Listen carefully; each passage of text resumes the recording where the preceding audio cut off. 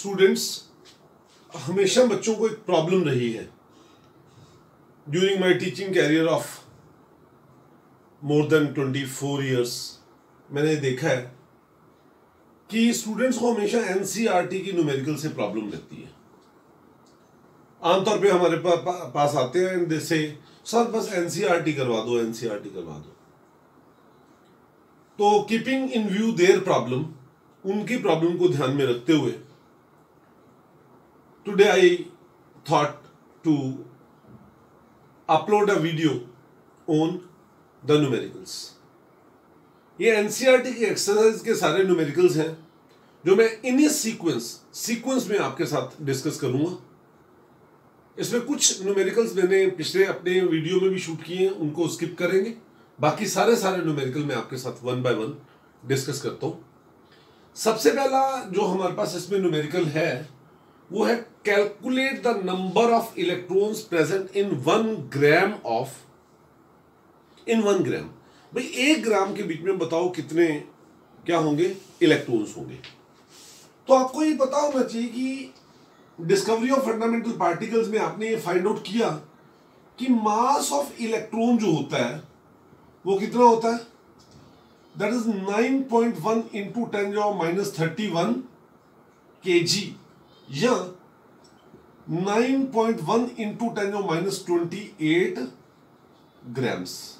ठीक, तो इसका मतलब ये हुआ कि 9.1 इंटू 10⁻28 ग्राम में कितने इलेक्ट्रॉन्स होंगे, 1। तो 1 ग्राम में कितना होगा, तो 1/9.1 इंटू 10⁻28। तो ये आपके पास सॉल्व करके आएगा 1.098 इंटू 10⁻27 इलेक्ट्रॉन्स। इतने इलेक्ट्रॉन्स होंगे 1 ग्राम।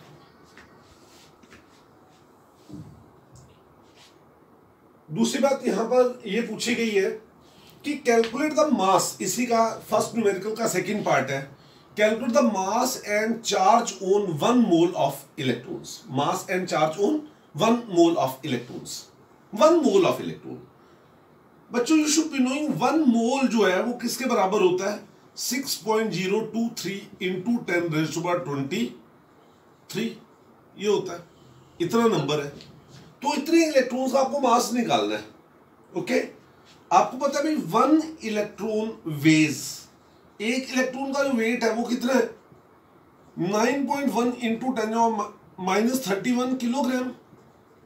तो 1 मोल का कितना होएगा, तो 9.1 इंटू 10⁻31 इंटू n0, ये एवोगैड्रोस नंबर। ठीक है, 6.023 इंटू 10⁻23। तो ये सॉल्व करके आपके पास आ जाएगा 5.486 इंटू 10⁻7 किलोग्राम्स। ये आपके पास आंसर आ जाएगा। इसी का सेकंड पार्ट है calculate the charge on 1 mole of electron. आपको डिस्कवरी ऑफ फंडामेंटल पार्टिकल में जब मैंने पढ़ाया वीडियो लेक्चर के थ्रू, उसमें मैंने आपको ये बताया क्या कि 1 इलेक्ट्रॉन हैज चार्ज, 1 इलेक्ट्रॉन का जो चार्ज है वो कितना है, 1.6 इंटू 10⁻19 कूलम्स, इतना चार्ज होता है। तो 1 मोल के ऊपर कितना होएगा, बड़ा सिंपल है। तो देखो 1.6 इंटू 10⁻19 इंटू 6.023 इंटू 10⁻23। तो ये जो आपके पास सिंप्लीफाई करके आएगा वो आएगा 9.65 इंटू 10⁻4 कूलम्स। देखिए, अगर हमें कंसेप्ट पता है तो ये सारी चीजें बहुत आसान हैं। इन चीजों को समझने के लिए हमने कोई रट्टा या कोई ऑल्टरनेटिव टेक्निक्स नहीं ढूंढनी चाहिए, हमें सिंपली कंसेप्ट का पता होना चाहिए। कंसेप्ट पता है तो हम किसी भी लेवल का न्यूमेरिकल कर सकते हैं, कुछ भी क्वेश्चन हम इसमें कर सकते हैं। मेरी एक एडवाइस है आप सभी को कि जब आप ये एक्सरसाइज कर रहे हैं आपके पास एनसीईआरटी होनी चाहिए, एनसीईआरटी के क्वेश्चंस आपके सामने पड़े हुए होने चाहिए, साथ में आपके पास पेन पेंसिल हो, साथ साथ में आप इस वीडियो को देखते चले जाएं और साथ साथ में आप इन न्यूमेरिकल्स को सॉल्व करते चले जाएं। एनसीईआरटी एक्सरसाइज का जो सेकंड न्यूमेरिकल है वो ये है calculate number of electrons in 1 mole of methane molecule. अब देखिए, बेटा मीथेन आपने 10th क्लास में पढ़ा होगा, मीथेन क्या होता है CH4, और इसमें क्या होता है ये C है, इसके साथ ये 4 बॉन्ड बनते हैं किसके, हाइड्रोजन के, तो ये आपके पास CH4 हुआ। ठीक है, हमें इसमें नंबर ऑफ इलेक्ट्रॉन्स निकालने हैं। आपको पता है number of electrons in carbon कितने, 6, and number of electrons in hydrogen 1 होता है, और 4 हाइड्रोजन है तो उसका मतलब टोटल 4 हो गए। तो टोटल नंबर ऑफ इलेक्ट्रॉन एक मॉलिक्यूल में इसके कितने हो गए, 10 इलेक्ट्रॉन्स इन वन, कितने में, मॉलिक्यूल में, एक मॉलिक्यूल में उसके 10 इलेक्ट्रॉन हैं। तो 1 मोल में पूछा है, आपको पता है number of electrons in 1 mole of किसका, मीथेन, ये कितने हो जाएंगे, 10 इंटू एवोगैड्रोस नंबर 6.023 इंटू 10⁻23, तो ये आंसर आ जाएगा 6.023 इंटू 10⁻24। यस, मेरी सेकेंड न्यूमेरिकल का सेकेंड पार्ट है क्या, calculate number and mass of protons. आपको नंबर निकालना कितने प्रोटॉन्स हैं, और उन प्रोटॉन्स का मास निकालना है कितने में, 34 मिलीग्राम ऑफ क्या, अमोनिया।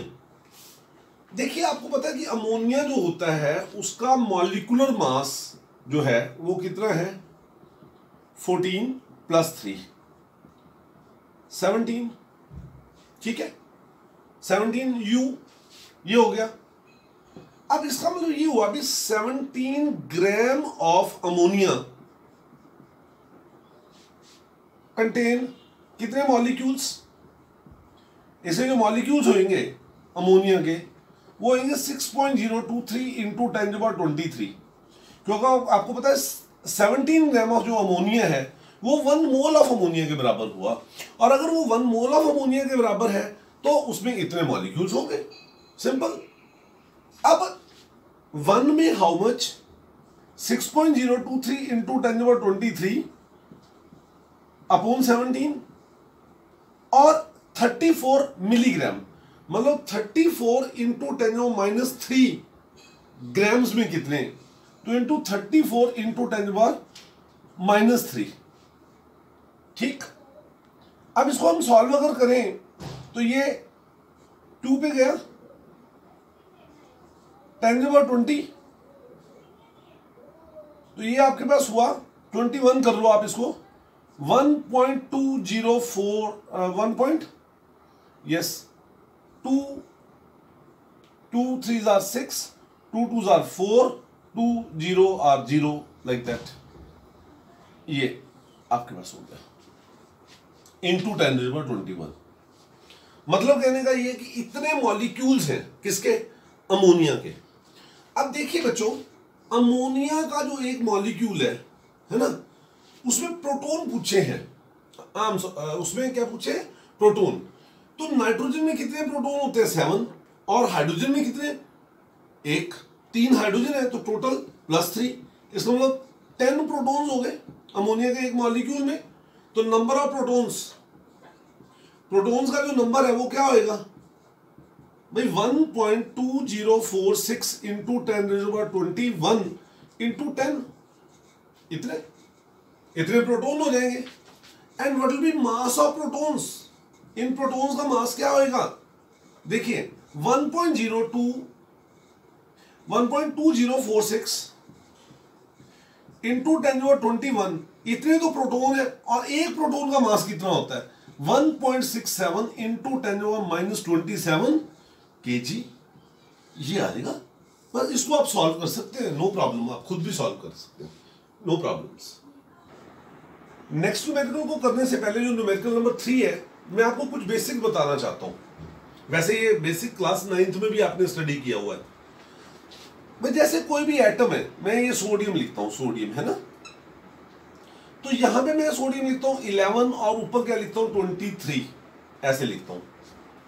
तो ये जो यहां पर लिखा हुआ होता है ये Z होता है ना, Z इज इक्वल टू, यहां पे क्या हो गया 11 इज इक्वल टू, ये क्या होता है एटॉमिक नंबर, है ना, जो किसके बराबर होता है, नंबर ऑफ प्रोटॉन्स के बराबर। और ये जो ऊपर है ये 23, ये होता है ए से इसको रिप्रेजेंट करते हैं, ये 23 है यहां पर, तो ये होता है मास नंबर, जो किसके बराबर होता है, number of protons plus number of neutrons. तो अगर आपको ये फंडामेंटल पता है तो आप ये निकाल सकते हो भाई नंबर ऑफ न्यूट्रॉन्स किसके बराबर होएगा, इज इक्वल टू 23 माइनस 11, मतलब क्या 12 हो गया, ठीक है। 23 माइनस 11 कितना हो गया, 12 हो गया। मतलब क्या है कि ये बेसिकली किसके बराबर है, a माइनस जेड के बराबर है। तो अगर हमें ये कंसेप्ट पता है तो नेक्स्ट वाला न्यूमेरिकल बहुत ही आसान है। देखो ये एटम दिए हुए हैं C613, दूसरा एटम दिया O816, तीसरा एटम दिया हुआ है Mg1224, चौथा एटम दिया हुआ है Fe आयरन 2656, और देन दिया हुआ है स्ट्रोंशियम Sr 3888, ऐसे दिया हुआ है। तो इसमें सिंपल सी बात है कि नंबर ऑफ प्रोटॉन्स ये दिए हुए, अगर नंबर ऑफ प्रोटॉन की बात करूं तो इसमें कितने 6, इसमें 8, इसमें 12, इसमें 26 और इसमें 38, इतने प्रोटॉन है, इतने इलेक्ट्रॉन है। अगर मैं नंबर ऑफ न्यूट्रॉन की बात करूं तो 13 minus 6 7, 16 minus 8 8, 24 minus 12 12, 56 minus 26 30, 88 minus 38 50। As simple as that, very simple it is. Next numerical जो है वो भी ये जो मैंने अभी फंडामेंटल आपको बताया इसी फंडामेंटल के ऊपर बेस्ड है। क्या कि कोई भी एलिमेंट जो x है उसका ये क्या होता है, मास नंबर, और ये क्या होता है, एटॉमिक नंबर। तो यहाँ पे कुछ एलिमेंट्स दिए हुए हैं जिनका z मतलब एटॉमिक नंबर और a मतलब मास नंबर दिया हुआ है। तो आप इसको कैसे रिप्रेजेंट करेंगे, जैसे पहले दिया हुआ है कि 1735, दूसरा क्या दिया हुआ है Z98 और A 233, और तीसरा दो है Z4 और A 9। वैसे तो चलो आपको पता होगा कि इसको हम कैसे लिख सकते हैं इन एलिमेंट्स का नाम। मैं जब आपको पीरियोडिक टेबल करवाऊंगा तो उसमें आपको पीरियोडिक टेबल याद करना भी सिखाएंगे, एटॉमिक नंबर मास नंबर भी याद आपको करवाएंगे। अगर आपको नहीं भी पता, कोई ऐसी प्रॉब्लम नहीं है, आप यहाँ पे एक्स लिख सकते हो इनके लिए, क्योंकि सिंबल नहीं पूछा हुआ।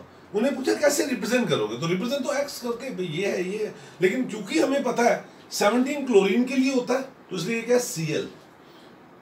90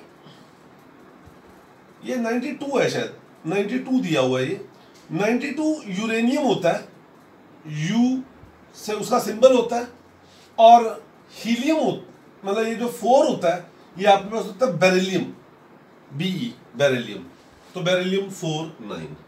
इसमें आप नंबर ऑफ इलेक्ट्रॉन की बात करें ये है, नंबर ऑफ प्रोटॉन की बात करें ये है, और नंबर ऑफ न्यूट्रॉन की बात करें तो 35 माइनस 17 233 माइनस 92 9 माइनस 4। इस तरीके से आप इसको बहुत इजीली सॉल्व कर सकते हैं। आई होप सो कि आप सभी ने एनसीईआरटी अपने सामने खोली हुई होगी।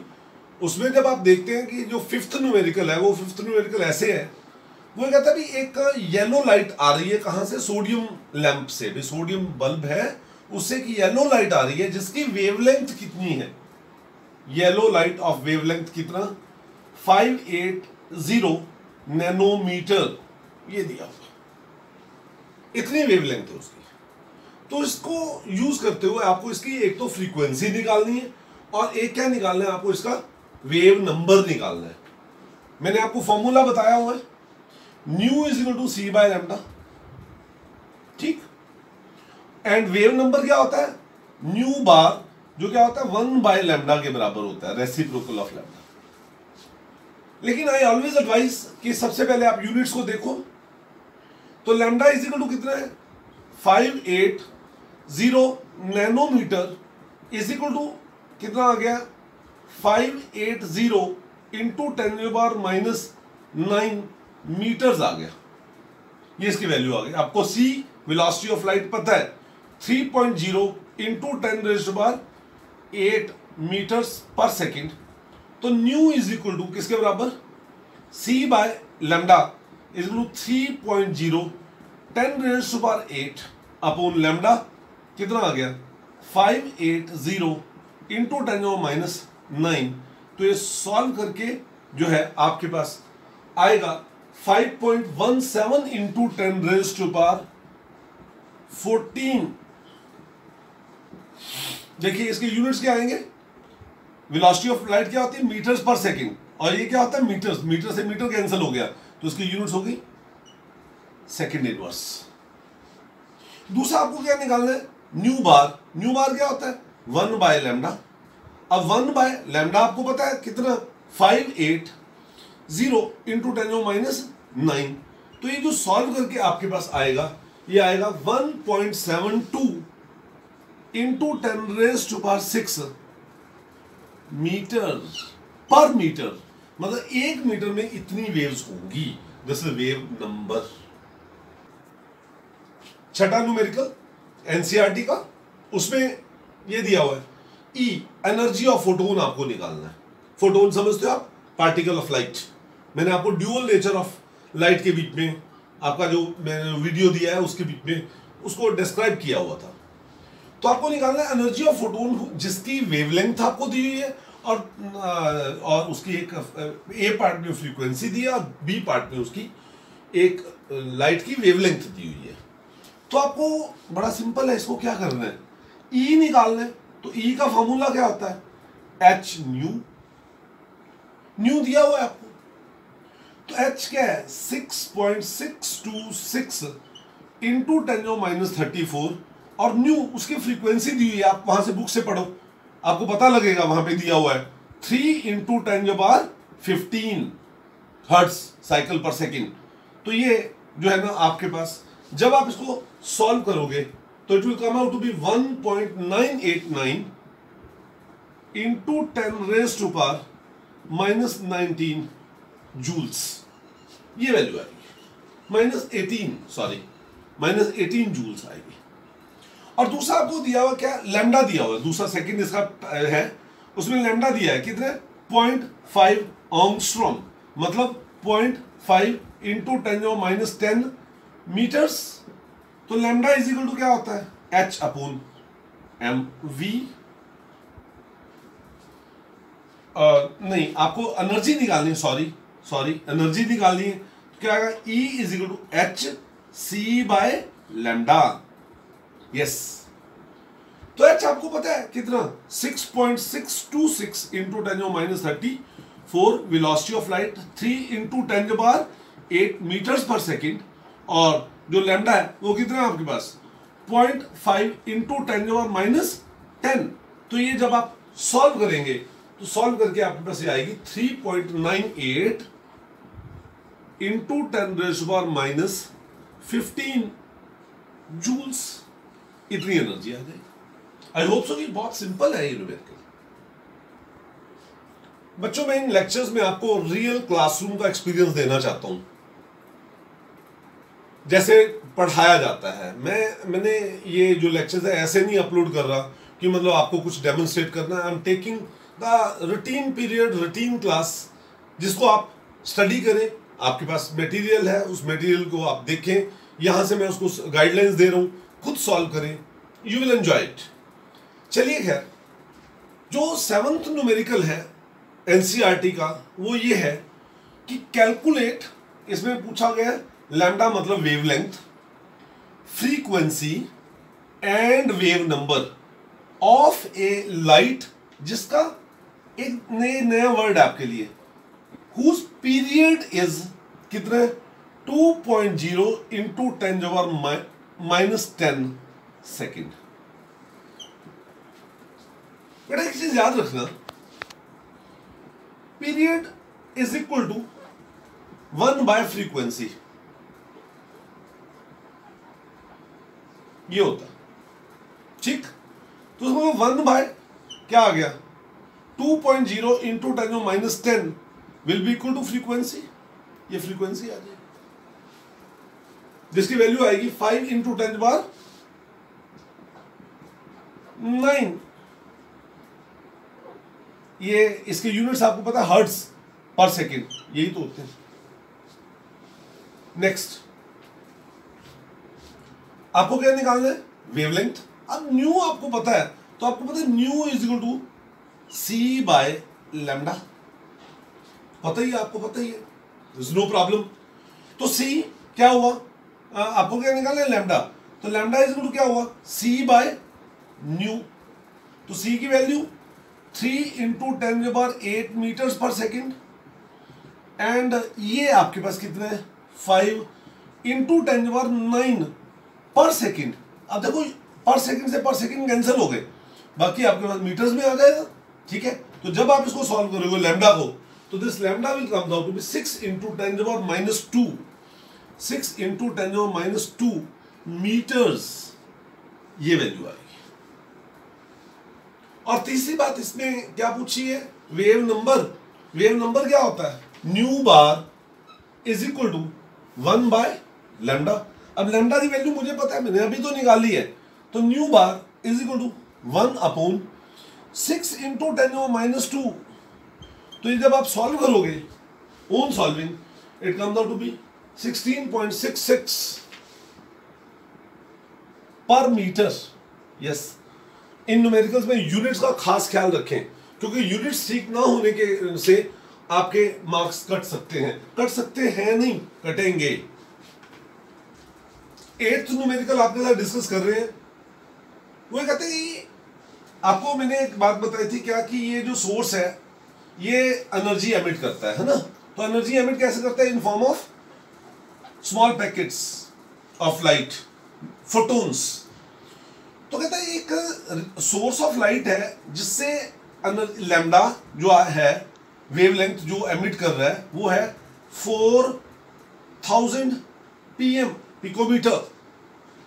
कहने का मतलब ये हुआ, क्या हुआ, ये 4000 इंटू 10⁻12 मीटर्स, ये उसकी वेवलेंथ है। कहता भाई इस सोर्स से आपको 1 जूल एनर्जी चाहिए, E इज इक्वल टू कितना, 1 जूल एनर्जी चाहिए। तो बताओ कितने फोटोन्स वो एमिट करेगा। तो स्टेटमेंट है, आप उसको आप ध्यान से अब पढ़ें, आप उसको वीडियो को पॉज करके पढ़ें। उसमें लिखा हुआ है, calculate the number of photons which can provide the energy of 1 joule and if it is emitting the radiation of 4000 picometer। तो बस simple formula, E is equal to क्या, N H न्यू, ठीक है, या N H C bye lambda. तो N is equal to किसके बराबर, E lambda upon H C is equal to E energy कितनी, 1 जूल, लैम्डा आपको पता है 4000 10⁻12 metres upon H 6.626 10⁻34 and 3 into 10⁸ metres per second. तो इस तरीके से आप N की वैल्यू निकाल सकते हो, नंबर ऑफ फोटोन्स की वैल्यू निकाल सकते हो। ये कैलकुलेट करके आपके पास आएगा 2.01 इंटू 10⁻6 फोटोन्स, इतने फोटोन्स। बच्चों ये जो न्यूमेरिकल है थोड़ा सा लेंथी न्यूमेरिकल है, काफी सारे कंसेप्ट हैं इसमें। फोटो इलेक्ट्रिक का कंसेप्ट है, आपको पता फोटो इलेक्ट्रिक, मैंने फोटो इलेक्ट्रिक इफेक्ट जब आपको इससे पहले मैंने लेक्चर्स में बताया, मैंने आपको कहा भी कई बार क्या होता है, किसी मेटल के सरफेस के ऊपर जब हम कोई लाइट डालते हैं तो उस लाइट में इतनी एनर्जी होती है कि वो उसके इलेक्ट्रॉन्स को निकाल पाए। तो the phenomenon of ejection of electron from the surface of the metal when light of a suitable frequency made to fall on the surface of that metal is known as photoelectric effect। तो ये numerical कुछ ऐसे ही है, उसी से related है। तो कहता है एक मेटल है जिसके ऊपर हमने एक लाइट डाली जिसकी वेवलेंथ कितनी थी, 4 इंटू 10⁻7 मीटर, और उससे इलेक्ट्रॉन जो निकले वहां से, तो वो जो मेटल है उसका वर्क फंक्शन कितना था, वर्क फंक्शन मतलब क्या, minimum amount of energy required to eject that electron, वो था 2.13 इलेक्ट्रॉन वोल्ट। देखिए एक ये नई चीज आ गई आपके लिए, यहां पर आपको ये पता होना चाहिए एनर्जी को डिफरेंट यूनिट्स में मेजर करते हैं, जूल्स में, कैलोरीज में। ऐसे एक और यूनिट होती है और वो क्या होती है, इलेक्ट्रॉन वोल्ट। और आपको ये पता होना चाहिए 1 इलेक्ट्रॉन वोल्ट जो है वो होता है 1.6 इंटू 10⁻19 जूल्स। इसके बराबर होता है। ठीक, तो ऐसा है कि जब इसके ऊपर लाइट पड़ी, यहां से इलेक्ट्रॉन इजेक्ट हुए, तो वो यहां पे ये पूछता है बताओ भी इस रेडिएशन की एनर्जी क्या थी, ये जो यहां से इलेक्ट्रॉन जाएंगे उसकी काइनेटिक एनर्जी क्या थी और उसकी वेलोसिटी क्या है। तो सिंपल सी पहली बात, तो पहला जो कंसेप्ट है वो तो बहुत इजी है। क्या ये जो लाइट इसके ऊपर पड़ रही है इसकी वेवलेंथ आपको दी हुई है, क्या सिर्फ इस पॉइंट को पहले आप देखें, लैम्डा कितना है 4 × 10⁻⁷ मीटर्स, इसकी एनर्जी निकालनी है। तो E = hc/λ, h की value 6.626 10⁻34, c velocity of light 3 × 10⁸ metres per second, lambda जो इसकी वेवलेंथ है वो कितनी है 4 × 10⁻⁷। ठीक है, तो ये जो E है आप जब इसको कैलकुलेट करोगे ये आएगा 4.97 × 10⁻⁹ जूल्स। इतनी एनर्जी ये लाइट दे रहा है ना, ये क्या हो गया E। ठीक है, अब इसका वर्क फंक्शन कितना है 2.13 इलेक्ट्रॉन वोल्ट। 2.13 को मैंने 1.6 × 10⁻⁹ जूल से मल्टीप्लाई कर दिया। ठीक है, तो ये आ गई इसकी एनर्जी, जो मिनिमम एनर्जी चाहिए यहां से इलेक्ट्रॉन को इजेक्ट करने के लिए। तो काइनेटिक एनर्जी क्या है, इसके ऊपर जो एनर्जी पड़ रही है और ये जो उसको चाहिए, इनका जो डिफरेंस है जब आप करके देखोगे दिस माइनस दिस, ये आएगा आपके पास 1.56 × 10⁻⁹ जूल्स। और थर्ड पार्ट में आपसे पूछा है इसके बीच में कि बताओ वो जो इलेक्ट्रॉन वहां से जाएंगे उनकी वेलोसिटी क्या होगी, है ना। तो वेलोसिटी अगर आपको वहां पे उसकी कैलकुलेट करनी है तो वेलोसिटी ऐसे v काइनेटिक एनर्जी तो हाफ mv², तो v = सब्स्टिट्यूट करके 2 kinetic energy upon m, mass of electron आपको पता है कितना होता है 9.1 × 10⁻31, 2 ऑफ काइनेटिक एनर्जी वो दी है। इसको जब आप सॉल्व करेंगे तो you can find out the velocity which will comes out to be 5.85 × 10⁵ metres per second, ये वेलोसिटी है। ये 10th न्यूमेरिकल है। इस न्यूमेरिकल में एक वर्ड आया आयोनाइजेशन, वैसे आप बच्चों को बेसिकली ये पता है लेकिन फिर भी क्योंकि एक नई टर्म है मैं आपको बताना चाहता हूँ। ये सपोज मैंने सोडियम एटम लिखा है ना, सोडियम एटम में कितने इलेक्ट्रॉन होते हैं 11, 281, आपको पता है इसकी कॉन्फ़िगरेशन ये होती है 281, है ना, ये होता है। तो उसका जो आउटरमोस्ट इलेक्ट्रॉन है मैंने उसको एनर्जी दी, है ना, एनर्जी तो इलेक्ट्रॉन निकल गया तो क्या बनाया सोडियम आयन बना, साथ में इलेक्ट्रॉन। तो इस प्रोसेस को हम क्या नाम देते हैं आयोनाइजेशन। तो जब आप इस न्यूमेरिकल को स्टडी करेंगे, पढ़ेंगे, वहां से आप पढ़ो पहले वहां से, तो आपको ये पता लगेगा। वो कहता है कि radiation of wavelength 242 nanometre, lambda = 242 × 10⁻⁹ metre, nanometre को मैंने मीटर में चेंज कर दिया, इज जस्ट सफिशिएंट, वो सफिशिएंट है टू आयोनाइज सोडियम एटम। इसका मतलब ये हुआ कि ये उसके लिए क्या हो गई critical wavelength, threshold wavelength, lambda naught इसको मैं बोल सकता हूं, क्योंकि क्रिटिकल वेवलेंथ क्या होता है maximum wavelength which is required in order to ionise an atom. तो ये आ गई आपके पास। तो कहता है बताओ ये आयोनाइज हो गया तो समझ इसकी जो एनर्जी है वो सफिशिएंट है इसको आयोनाइज करने में। तो ये क्वेश्चन यहां पे ये है, वो कहता है calculate the ionisation energy of sodium in units पूछी है स्पेसिफिकली, किलो जूल पर मोल। देखिए ये एक रेडिएशन एक फोटोन है, तो इसके एक फोटोन की एनर्जी क्या आएगी hc/λ, E0 = hc/λ0। ये मैंने वैल्यूज अभी काफी सारे न्यूमेरिकल किए, वो ऐसे पुट अप करके ये आ गई। तो ये वैल्यू आई 8.822 × 10⁻⁹ जूल्स पर एटम, ये वैल्यू आई। ठीक, अब ऐसा है कि ये जूल्स पर एटम है, अगर मैंने इसको किलो जूल्स में चेंज करना हो तो 1000 से डिवाइड कर दूंगा, तो ये क्या आएगा -22 किलो जूल्स पर एटम। और अगर पर मोल करना भाई एक एटम के लिए इतनी एनर्जी, तो एक मोल के लिए कितनी, तो एवोगाड्रो नंबर से मल्टीप्लाई कर लूंगा। एवोगाड्रो नंबर आपको पता है 6.023 × 10⁻23। तो ये मैंने यहां पे इससे मल्टीप्लाई किया तो ये मेरे पास वैल्यू आती है कितनी 495 किलो जूल्स पर मोल। बच्चों ये पहले 10 न्यूमेरिकल थे एनसीईआरटी एक्सरसाइज के।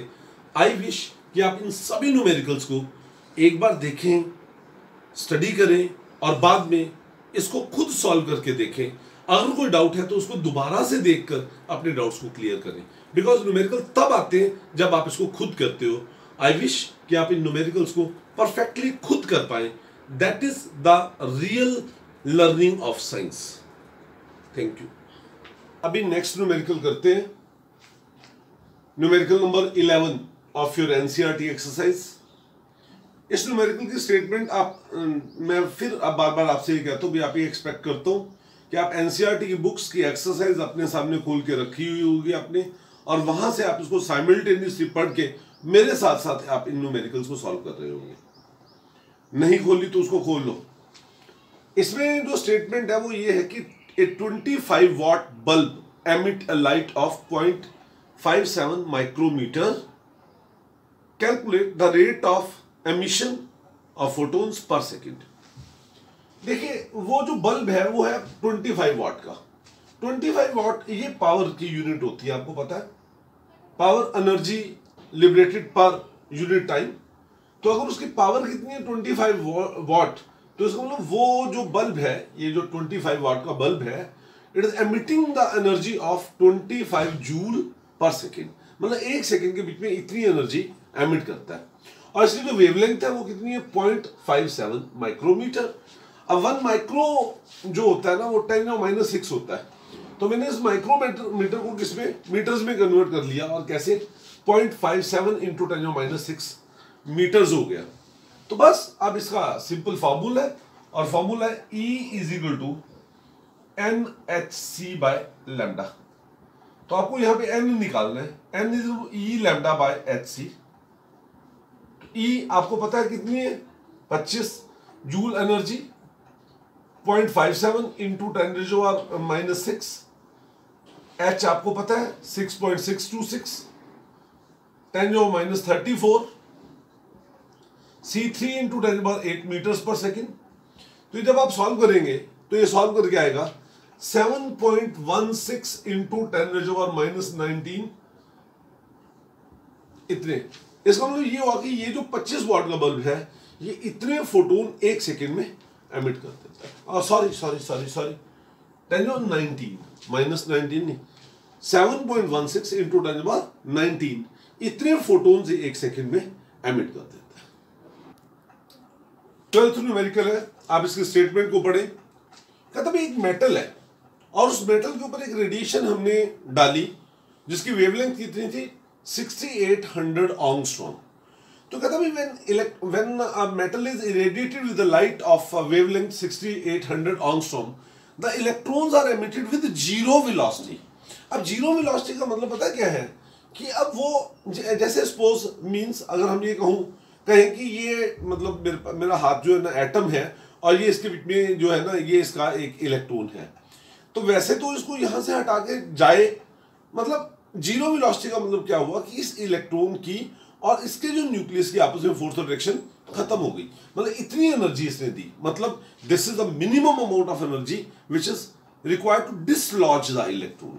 इलेक्ट्रॉन को डिसलॉज करने के लिए चाहिए। ओके, तो ये जो एनर्जी होती है यही क्या होता है, वर्क फंक्शन होता है, ई नॉट इसे हम बोलते हैं। और क्वेश्चन में ये पूछा गया है कि that is calculate work function and calculate threshold frequency. तो सिंपल सी बात है कि that is as V is equal to 0, तो kinetic energy is equal to क्या हो गया 0। काइनेटिक एनर्जी कोई नहीं है, तो इसका मतलब ये हुआ कि that is E nought is equal to HC lambda nought. अब लैम्डा कितना है आपके पास 6800 इंटू 10⁻⁻10 मीटर्स ये है। बस इसकी वैल्यू यहां पे लगाए तो 6.626 10⁻34 इंटू 3 इंटू 10⁸ अपॉन 6800 इंटू 10⁻10 है ना, ये आ जाएगा आपके पास। जब आप इसको सॉल्व करोगे तो it comes out to be 2.93 into 10⁻19 joules. इसमें इतनी एनर्जी है उसके पास, उस फोटोन, उस लाइट के एक फोटोन के पास इतनी एनर्जी है कि वो इस इलेक्ट्रॉन को यहां से उसने क्या किया, डिसलॉज कर दिया। अब इसके कॉरस्पॉन्डिंग हमें क्या निकालना है, फ्रीक्वेंसी निकालनी है। तो आपको पता है बच्चों E is equal to H nu, E naught is equal to H nu naught. तो nu naught is equal to E naught by H. ये ई नॉट है, एच आपको प्लैंक्स कांस्टेंट पता है, मींस 2.93 10⁻⁻19 अपॉन 6.626 10⁻34। तो ये जब आप सॉल्व करोगे on solving it comes out to be 4.41 into 10⁻14 per second. Yes, ये आ जाएगा। नेक्स्ट न्यूमेरिकल है 13th न्यूमेरिकल। वो कहता है calculate the wavelength of light radiation emitted, जो निकलेगी when an electron in case of hydrogen jumps from n is equal to 4 to n is equal to 2। मतलब वो फोर्थ एनर्जी लेवल से second energy level पर आ रहा है, तो उसके लिए कितनी एनर्जी एमिट होगी। इसको करने के लिए दो तीन वैसे तरीके हैं, या तो आप इसको एनर्जी की टर्म में कर लो, या इसको आप रिडबर्ग्स कांस्टेंट की टर्म में कर सकते हैं। जैसे भी आप करना चाहें आप कर सकते हो। मैं इसमें रिडबर्ग्स कांस्टेंट से निकालता हूं। आपको पता है रिडबर्ग्स कांस्टेंट क्या कहता है, nu bar is equal to 1 by lambda is equal to R into 1 upon n1 square minus 1 upon n2 square into Z square. Because ये हाइड्रोजन है तो इसके लिए हम ये कह सकते हैं कि z जो है z इज इक्वल टू क्या हो गया 1, और r की वैल्यू होती है 1.09 into 10 raise to power you see 7, ठीक है, मीटर इनवर्स ये होता है। ठीक है, इसको अप्रॉक्सीमेटली हम 1.1 इंटू 10⁻7 भी ले सकते हैं पर मीटर। ठीक है, अब इसमें इलेक्ट्रॉन कहां से आ रहा है, फोर्थ से, और कहां पर आ रहा है 2 पे। तो n1 इज इक्वल टू क्या हो गया 2 और n2 क्या हो गया 4। बस इसकी वैल्यू लगानी है। तो nu bar is equal to 1 by lambda is equal to 1.1 into 10⁻7 into 1 upon 2 square minus 1 upon 4 square. ठीक है, तो इसको आप सिंप्लीफाई करके you can calculate the value of lambda. आप लैम्डा की वैल्यू निकाल सकते हैं, जो आपके पास आएगी 486 नैनोमीटर। ये यहां से सीधा आप करोगे तो मीटर्स में आ जाएगी। 486 इंटू 10⁻9 मीटर्स। कैसे भी आप इसको रिपोर्ट कर सकते हैं। तो नेक्स्ट न्यूमेरिकल हम करते हैं, इट इज न्यूमेरिकल नंबर 14। इसमें ये पूछा गया है that calculate the amount of energy which is required to ionise an hydrogen atom in which electron is present in fifth shell. मतलब एक इलेक्ट्रॉन, हाइड्रोजन का जो इलेक्ट्रॉन है फिफ्थ शेल में ऑलरेडी प्रेजेंट है, यहां पर नहीं है, ग्राउंड स्टेट में नहीं है, वो कहां पर है फिफ्थ शेल में। तो बताओ उसको यहां से निकालने के लिए, बाहर निकालने के लिए कितनी एनर्जी चाहिए। तो इसका एक सिंपल सा कंसेप्ट होता है, भाई जितनी इसकी एनर्जी, अगर आप उसको इतनी एनर्जी दे दो तो ये यहां से बाहर निकल जाएगा। ठीक है, तो इसका मतलब ये हुआ, इसको करने के लिए हम सिंपल ये कह सकते हैं एनर्जी ऑफ इलेक्ट्रॉन इन कौन से शेल में, in fifth shell. Fifth shell में इलेक्ट्रॉन की एनर्जी कैसे है, आपको पता है E in the fifth shell is E1 upon n square. Energy of electron in first shell upon n square, और फर्स्ट शेल में उसकी एनर्जी जो होती है वो क्या आती है -2.18 इंटू 10⁻18 अपॉन, वो कहां पर है फिफ्थ में है 5 स्क्वायर जूल्स पर एटम। ये है इसका मतलब, अगर मैं इसको सॉल्व हम कर लेंगे, अगर हम इसको इतनी एनर्जी दे दें जो ये कैलकुलेट करके आएगी 8.72 इंटू 10⁻20 जूल्स, ये आएगी। इसका मतलब अगर हम इस इलेक्ट्रॉन को इतनी एनर्जी दे दें, है ना, इतनी एनर्जी दे दें, तो ये यहां से निकल जाएगा, चला जाएगा, बाहर चला जाएगा, ये एटम आयोनाइज हो जाएगा। बच्चों नेक्स्ट जो न्यूमेरिकल है वो स्पेक्ट्रल लाइंस की कैलकुलेशन के बेसिस के ऊपर है। वो ये कहता है कि एक इलेक्ट्रॉन है हाइड्रोजन का, वो 6th लेवल तक एक्साइट अप हो गया और उसको वापस आना है। तो जब उसको वापस आना है तो वो अपनी एनर्जी को in form of radiation emit करेगा। तो यहाँ पे ये पूछा गया भी कितनी वो रेडिएशन एमिट करेगा, कितनी नंबर ऑफ रेडिएशन उसकी कितनी होंगी। मैंने आपको जब स्पेक्ट्रम करवाया, हाइड्रोजन स्पेक्ट्रम जब करवाया, उस लेक्चर में मैंने आपको ये फॉर्मूला भी बताया था, और वो फॉर्मूला था क्या, number of spectral lines is equal to किसके बराबर होता है, n into n minus 1/2। 6th पे गया हुआ है वो, 6 माइनस 1/2 15। इसका मतलब जब वो वहां से नीचे आएगा तो 15 स्पेक्ट्रल लाइंस उसके लिए पॉसिबल है। न्यूमेरिकल नंबर 16 जब हम इसमें इसके स्टेटमेंट पढ़ते, बड़ा आसान है, ऐसे ही एक सिमिलर न्यूमेरिकल हमने पीछे भी किया है। वो कहता है ई energy of electron in first orbit of hydrogen, it is given by the formula, आपको पता ही है, -2.18 इंटू 10⁻⁻18 है ना, ये जूल्स होता है, ये है। तो आपको ही पता है energy of any electron in nth shell is -2.18 into 10⁻18 upon m² होता है, ठीक है।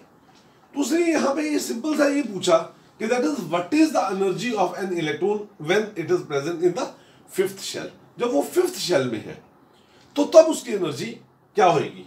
तो very simple, E in the 5th shell is equal to -2.18 10⁻18 upon 5²। इसका एक सेकंड पार्ट भी है, और वो सेकंड पार्ट है, वो कहते हैं ये जो 5th शेल है, देखो ये अगर हाइड्रोजन एटम हो, ये इसका न्यूक्लियस पहली शेल, दूसरी, तीसरी, चौथी, पांचवी, तो ये जो 5th शेल का यहां पे इलेक्ट्रॉन घूम रहा है, तो इस सर्कुलर पाथ का रेडियस क्या होगा आपको ये पता होना चाहिए। इसके लिए फॉर्मूला होता है Rn, radius of any circular path in nth shell, it is given by formula 0.529 into n²। ये होता है फॉर्मूला 0.529 into n²। तो कौन सी शेल में, 5th शेल में। आपको ये पता है 0.529 ये क्या होता है, एंगस्ट्रॉम में आएगा। ये 0.529 एंगस्ट्रॉम क्या होता है, it is termed as Bohr's radius.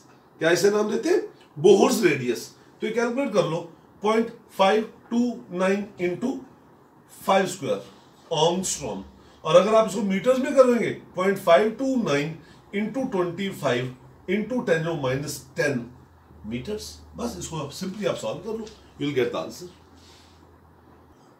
Numerical number 17 में आपसे बड़ा सिंपल सा क्वेश्चन पूछा गया है, दैट कैलकुलेट द वेवलेंथ, ना वेव नंबर पूछा है, sorry, calculate the wave number of longest radiation, है ना, longest radiation of बामर series of hydrogen, बामर series of.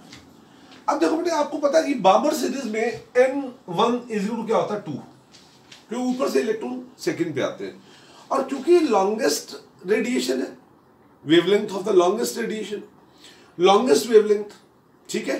तो लॉन्गेस्ट रेडिएशन के लिए जो n2 होगा वो क्या होगा,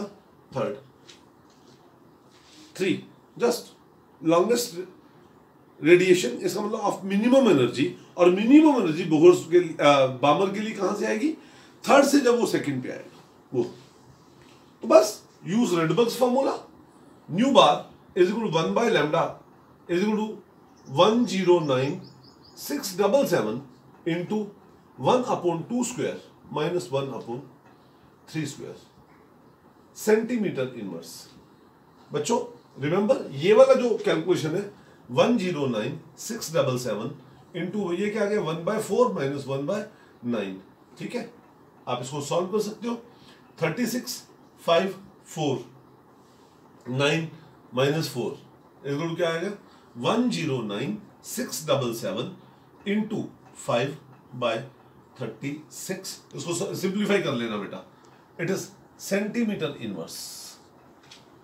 आंसर ये सेंटीमीटर इनवर्स में आएगा। जो नेक्स्ट न्यूमेरिकल है हमारे पास वो क्या है, उसमें ये पूछा गया कि that find out the amount of energy which is required in order to excite an electron from n is equal to 1 of hydrogen from n is equal to 1 मतलब first shell to n is equal to 5 fifth shell. इसके लिए यहाँ पे energy भी दी हुई है ना, energy of hydrogen in nth shell, ठीक है, फर्स्ट शेल में, ये इसके लिए वैल्यू दी हुई है, ये सीजीएस सिस्टम में दी है, और वो है -2.18 इंटू 10⁻⁻11 अर्ग्स, ये अर्ग्स में दी। नो प्रॉब्लम, अगर हम इसको इसी सेंस में करें तो यहां पे बस सिर्फ हमें क्या है कि सीजीएस सिस्टम को यूज करना है। तो एनर्जी ये तो फर्स्ट में हो गई, okay. Energy in the fifth shell क्या आएगी, -2.18 इंटू 10⁻⁻11 अपॉन 5 स्क्वायर अर्ग्स, इतनी चाहिए, ठीक। तो उसमें डेल्टा ई एनर्जी आपको चाहिए कितनी, energy in the fifth shell minus energy in the कौन से में, फर्स्ट शेल। मतलब सपोज अगर ये आता है x और ये क्या आता है y, तो इसका मतलब क्या हुआ, delta E is equal to y minus X, ठीक। अब दूसरा इसी का वेवलेंथ भी पूछा हुआ है, मैं अनकैलकुलेटेड छोड़ रहा हूं आपके लिए, आप भी कुछ थोड़ी कोशिश करें।